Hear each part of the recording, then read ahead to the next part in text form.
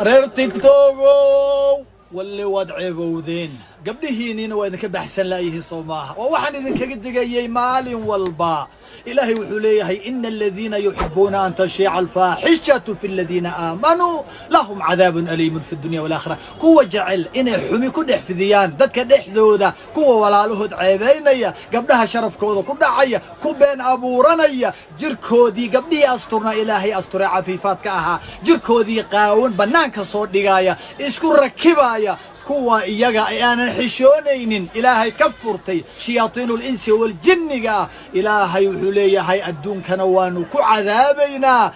aakhirana cadaabkii weynaa baanu gelinaynaa war meesha lagaaga imaanaya ma garanaysaa hadday gacmuhu ku angegaan indhaha ilaahay kaa rido dhagax uu ku beel wadnaha uu ku istaajiyo kankar iyo balaayo hadday kugu dhacdo ka waran war ka xishooda gabdhaha qiimiga badan allah idin barakeeyo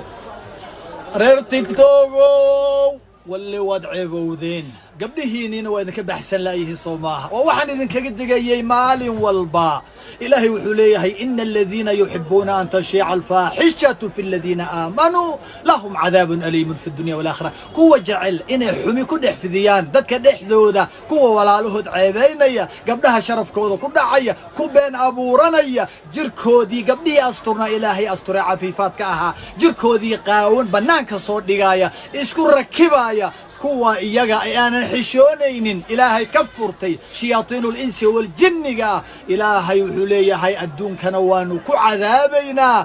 aakhirana cadaabkii weynaa baanu gelinaynaa war meesha lagaaga imaanaya ma garanaysaa hadday gacmuhu ku angegaan indhaha ilaahay kaa rido dhagax uu ku beel wadnaha uu ku istaajiyo kankar iyo balaayo hadday kugu dhacdo ka waran war ka xishooda gabdhaha qiimiga badan allah idin barakeeyo